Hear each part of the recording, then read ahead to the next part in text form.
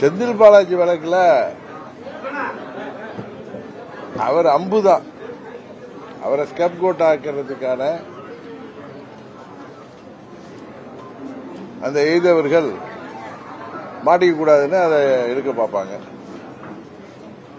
அதுதான் உண்மை.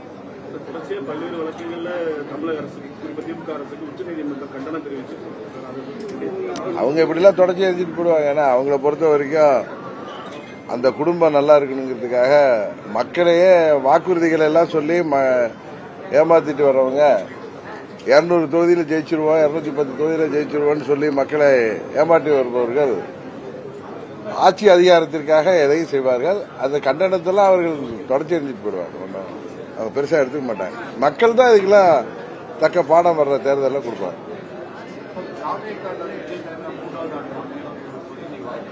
அமையணும்னு சொல்ல தமிழ்நாட்டில் எத்தனை நீங்க கேள்வி என்ன கேட்டாங்கிறத நீங்க கேட்டீங்கன்னா 3வது அணியில அணையுமா 4வது அணியில அமையுமான்னு கேட்டாங்க. அமையறதுக்கு வாய்ப்பு இருக்கு. ஏன்னா நம்ம திரு விஜய் அவர்களின் அறிக்கை, அவருடைய தீர்மானங்கள், அவர் பேசுறதெல்லாம் பார்த்தா அவர் தலைமையில ஒரு அணி அமைப்பதற்கு முயற்சி செய்கிறார். ஏற்கனவே நண்பர் சீமான் தனியாக தான் நிற்பேன் இருக்காரு. அதனால 3-4 அணிகள் வர்றதுக்கு வாய்ப்பு இருக்குன்னு சொன்னேன். நீங்க கேள்வி கேட்டதுனால நான் சொன்னேனே தவிர நானா அதை எழுத்துலாம் சொல்லல. யூகத்துக்கெல்லாம் பதில் சொல்ல முடியாது. நாங்க ஏற்கனவே தேசிய ஜனநாயக கூட்டணியில் இருக்கோம். ஒரு கூட்டணியில் இருக்கிறப்ப அழைப்பு கொடுக்குறாங்க. இது கல்யாணமா, அடுத்த வீட்டு கல்யாணத்துக்கு போயிட்டு வருது. நேற்று அவர் எடப்பாடி பழனிசாமி பேசுறப்ப தேசிய ஜனநாயக கூட்டணியில் தமிழகத்தில் அதிமுகவும் நாங்களும் இருக்கோம். சரி, அதிமுக பாஜக கூட்டணியில் பல கட்சிகள் இருக்காங்கிற மாதிரி ஒரு முரண்பாடாக என்ன முரண்பாடு அவர் சொல்றது கரெக்டான. ஏற்கனவே நாங்கள் தேசிய ஜனநாயக கூட்டணி 2024 தேர்தலில் மீண்டும் மோடி அவர்கள் பிரதமராக வேண்டும் என்பதற்காக தமிழகத்தில் உருவாக்கப்பட்ட கூட்டணி தேசிய ஜனநாயக கூட்டணி. அதில் நான், அண்ணன் பன்னீர்செல்வம் அவர்கள்லாம் இணைஞ்சிருந்தோம். தேர்தலையும் போட்டிட்டோம். அப்ப நீங்க சொல்றவர் தனியா போய் 3வது அணியா நின்னார். அந்த கட்சி இப்ப எங்க கூட வந்திருக்கு. அதனால அவங்களுடைய கூட்டணி பாஜக அவங்க ஏதோ அதுக்கு என்ன ஒரு அர்த்தம் சொல்றாங்க, இல்ல அதுக்கு ஏதோ ஒரு வார்த்தையில ஏதோ ஜாலம் பண்றாங்க. நான் சொல்றது யதார்த்தத்தை சொல்றேன். நாங்க எல்லாம் தேசிய ஜனநாயக கூட்டணியில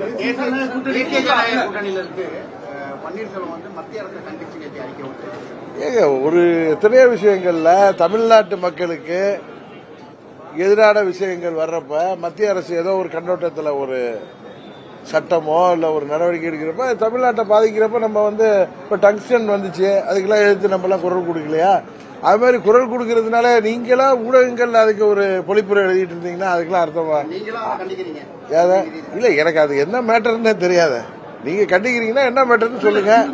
ஹிந்தி பாடத்தை சொல்லிக் கொடுத்தாலும் மத்திய அரசாங்கம் கல்விக்கான நிதியை தமிழ்நாட்டுக்கு கொடுக்கும் அப்படின்னு சொல்லிட்டு 2151 கோடி நிப்பாட்டி வச்சிருக்காங்க. இல்ல, அது நீங்க கேள்வி தப்பு. இல்ல நீங்க கேள்வியே மாத்தி கேக்குறீங்க. 3வது மொழியை தமிழ்நாட்டில் கொண்டு வர்ற திட்டம் தான் அது. அது ஹிந்தின்னு யாரும் சொல்லல.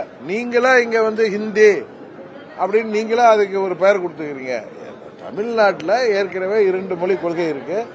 3வது ஒரு மொழியை, அது எந்த மொழியை நீங்கள் படிப்பது வருங்காலத்தில் நல்லதுங்கிறதுக்காக ஒரு திட்டத்தை கொண்டு வராங்க. அதை தான் நீங்க நம்ம எதுக்கிறப்ப தவிர ஹிந்தி தான்ங்கிறது அது கிடையாது என்பதுதான் உண்மை. அப்படி இருக்கிறப்ப நம்ம எதுக்கணும்? இன்னொன்னு 3வது ஒரு மொழி படிப்பது நல்லது தானே. ஏன்னா இன்னைக்கு யாரெல்லாம் எதுக்குறாங்களோ அவங்க வீட்டு பிள்ளைகள்லாம் ஹிந்தி படிக்கிறாங்க, 3வது மொழி படிக்கிறாங்க. இப்ப பிரைவேட் ஸ்கூல்லயோ இது என்ன போர்டு, சிபிஎஸ்இ போர்டு, இன்னொரு போர்டு இருக்கு, ஐசிஐசி, இன்னொரு நம்ம இதுல ஒரு போர்டு இருக்கு, மெட்ரிகுலேஷன் போர்டுல எல்லாம் ஹிந்தி படிக்கலாம். நம்ம அரசு பள்ளிகளில் படிக்கிற மாணவர்களுக்கு தான் அது கிடையாதுன்னு இருக்கு. அதனால அங்க யார் படிக்கிறாங்க? ஏழை எளிய மாணவர்கள். அவர்கள் 3வது மொழி கேட்டா அது ஹிந்தி தான் சொல்ல, 3வது மொழி கேட்கிறப்ப அவங்களுக்கு இது உறுதியாக பலன் இருக்கும். அதனால படிக்கிறதுல தவறில்லை என்பதுதான் எனது கருத்து. இன்னும் நீங்க அண்ணாவை எழுத்தீங்கன்னா நான் அதுக்கும் பதில் உங்கள்கிட்ட கொடுத்தேன். அண்ணா அவர்கள் 67 ஏப்ரல் மாசத்துல முதலமைச்சர் ஆனதுக்கு பின்னாடியே இந்தியா முழுவதற்கும் இணைப்பு மொழியாக 3வது மொழி உருவாக வேண்டும் அப்படின்னு அண்ணாவும் சொல்லியிருக்காரு. எங்க தலைவர் அண்ணாவும் அதை தான் சொல்லியிருக்காரு. இதை மறைச்சுக்கிட்டோ வார்த்தைக்குள்ளார வார்த்தையை மறைச்சுக்கிட்டோ பேசுறவன் நான் அல்ல. அது உண்மையாக இந்த மொழியை தான் படிக்கணும் அப்படின்னு அவங்க மத்திய அரசு திணிச்சா அதை நாங்க எதிர்ப்போம். இதை வந்துட்டார சன் டிவி, அதை எதிர்ப்போம். நாங்க சொல்றது மூன்றாவதாக ஒரு மொழியை விருப்பப்படுபவர்கள் படிக்கட்டும், அதுக்காக நிதி கொடுக்கலன்னு சொல்றதெல்லாம் தவிர அந்த திட்டத்தில் வேணும்னா அந்த பணம் வேணும்னா அதை தான் பண்ணியாகணும். கிட்னி திருட்ட பொறுத்தவரைக்கும் அது திருட்டுல முறைகேடுன்னு சொல்லி அமைச்சர் அதாவது திருட்டு இல்ல முறைகேடுங்கிறாரா? திருட்டுக்கும் முறைகேட்டுக்கும் என்ன வித்தியாசம்னா அவருக்கு அவங்களுடைய அகராதியை தான் வாங்கி பார்க்கணும். எல்லாம் ஒரே ஃப்ராடுத்தனம் தானே. தேசிய ஜனநாயக கூட்டணிக்கு அதிமுக வரணும் நீங்க நீண்ட காலமாவே வந்து சொல்லிட்டு இருந்தீங்க. அது அவங்களும் வந்துட்டாங்க. அவங்க வந்ததுக்கு அப்புறம் உங்களுடைய இருப்புக்கு வந்து ஒரு ஆபத்து எதுவும் ஏற்பட்டு? எங்களுக்கு எந்த இடுப்புக்கும் வரல, கழுத்துக்கும் வரல. திமுகவுக்கு தான் இப்ப ஆபத்து வந்திருக்கு. அதனாலதான் அங்க முதலமைச்சரா இருக்கட்டும், துணை முதலமைச்சரா இருக்கட்டும், திமுக நிர்வாகிகள் எல்லாம் தேசிய ஜனநாயக கூட்டணி இன்னும் பலப்பட்டிருக்கு. எங்களுக்கு ஒரே குறிக்கோள் தான், உங்க திமுகவை வீழ்த்தணுங்கிறது. அதற்கு எங்க அணி பலப்படணும். அதுக்கு திரு அமித்ஷா அவர்களின் முயற்சிக்கு நாங்கள் உறுதுணையாக இருக்கோம். அதுக்கு புதிய கட்சிகள்லாம் வரணுங்கிறத சொல்றோம். அதுல அம்மாவுடைய கட்சி வந்திருக்கு. அந்த தலைமைக்கு எங்களுக்கு எத்தனையோ கருத்து வேறுபாடு இருக்கலாம், எங்களுக்கும் அவர்களுக்கும் பிரச்சனைகள் இருக்கலாம். அதையெல்லாம் நாங்கள் ஒதுக்கி வைத்து விட்டு, தேர்தல் வரை ஒதுக்கி வைத்து விட்டு, இன்றைக்கு நாங்கள் திமுகவை வீழ்த்துவதற்கு இந்த கூட்டணி பலப்படணுங்கிறதுக்காக அந்த கூட்டணியில் இருக்கோம். அதனால எங்க இடுப்புக்கும் ஒன்றும் பிரச்சனை இல்லை, கழுத்துக்கும் ஒன்றும் பிரச்சனை இல்லை. எங்களால் தான் போன முறை திமுக ஆட்சிக்கு வர முடிந்தது என்பதை உங்க மாதிரி ஊடகத்தை சேர்ந்தவர்களும் அரசியல் வல்லுநர்களுமே பல பேட்டிகள்ல பல டிபேட்ல சொல்லியிருக்காங்க. அது நானே சொல்லிக்கல. நாங்கள் அமித்ஷா அவர்கள் 21 செய்த முயற்சியின் பொழுது நாங்கள் அதற்கு ஒத்துழைப்பு கொடுத்தோம். திமுக வீழ்த்த வேண்டும், ஆட்சிக்கு வந்து விடக்கூடாதுன்னு. ஆனால் அது அந்த முறை அது நடக்காமல் போய்விட்டது. இந்த முறை அவர் முயற்சிக்கு நாங்கள் எதுவும் பங்கம் வருகின்ற விதத்தில் நம்ம எதுவும் வார்த்தைகள் விட வேணாம், நாகரிகமான முறையில் அந்த கூட்டணி பலப்படணும்னு நினைக்கிறோம்னு சொல்றோம். அவ்வளவுதான். ஊரக பகுதிகளில் தொழில் வரிகள் அதை வந்து நேற்றே நான் அதுக்கு கண்டனம் பண்ணி அறிக்கை கொடுத்திருக்கேன். அதை வந்து விட்ரா பண்ணணும் தமிழ்நாடு அரசு. அதாவது திராவிட மாடல் ஆட்சியில ஜாதியை ஒழிச்சிட்டோம், எல்லாத்தையும் 100% ஒழிச்சிட்டோம்னு சொல்றாங்க. ஆனா எல்லா இடங்கள்லயும் இப்ப ஜாதி சண்டைகளும் கொலைகளும் ஆணவ படுகொலைகளும் முன்ன இருந்ததை விட அதிகமாயிட்டு தான் இருக்கு. பேரை மாத்த உள்ளங்களை மாத்தணுமே தவிர பேரை மாத்திட்டு நம்ம ஏமாத்துறதுல ஒண்ணும் கிடையாது. ஓபிஎஸ் இணைத்துக் கொள்வதற்கான காலம் முடிஞ்சு போச்சு அப்படின்னு சொல்லி இபிஎஸ் சொல்லியிருக்காரு. அதே போல உங்களை இணைப்பதற்கான காலம் பதில் சொல்லும் அப்படின்னு இருக்காரு. என்னை பொறுத்த வரைக்கும் வர்ற டிசம்பர் மாதத்துல எல்லாம் உங்க கேள்விகளுக்கு எல்லாம் பதில் சொல்ற மாதிரி எல்லா கூட்டணிகளும் உருப்பெற்றோம். அந்த நேரத்தில் நேரம் வரும், உரிய நேரத்தில் நேரம் பதில் சொல்லாது. அந்த நேரத்தில் நானே உங்கள் கேள்விகளுக்கெல்லாம் உங்கள் விருப்பங்களுக்கெல்லாம் பதில் சொல்லுவேன். எங்க தொகுதியில எங்க கட்சியில யாரெல்லாம் தகுதியான வேட்பாளர்களோ அவர்களெல்லாம் உறுதியாக நீங்கள் விரும்புகிறபடி அவர்கள் எல்லாம் போட்டியிடுவார்கள்.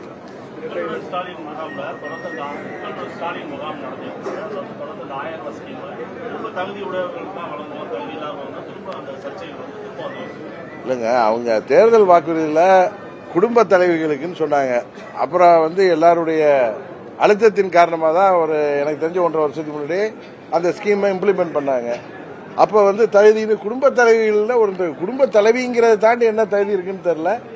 இப்போ அவங்களுடைய ஆட்சி மீது மக்களுக்கு கடுமையான கோபமும், இந்த ஆட்சி மோசமான ஆட்சியாக நடைபெறதுனால எங்க பார்த்தாலும் ஊழல் முறைகேடுகள், கொலை கொள்ளை,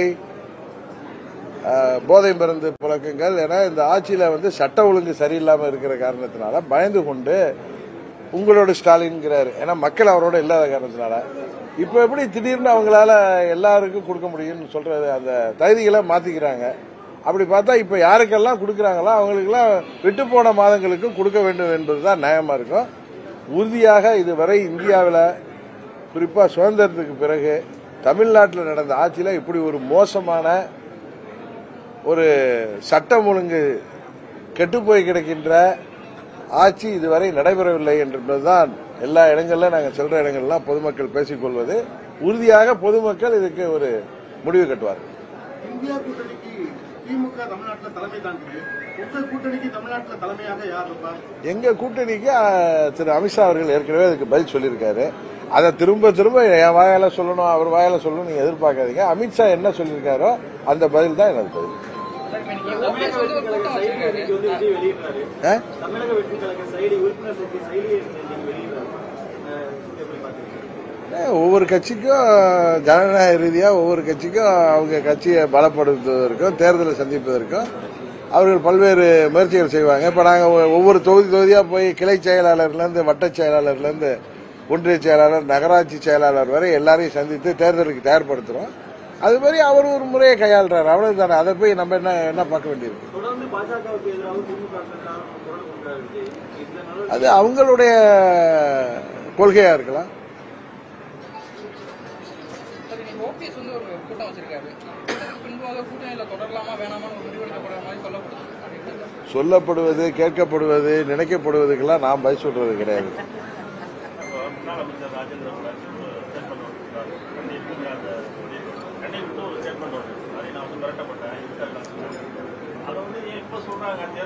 என்ன எப்ப மிரட்டப்பட்டாரா? அது எனக்கு தெரியலங்க. நம்ம ஒரு தெரியாத விஷயத்துல போய் நம்ம பதில் சொல்வது நன்றாக இருக்கு.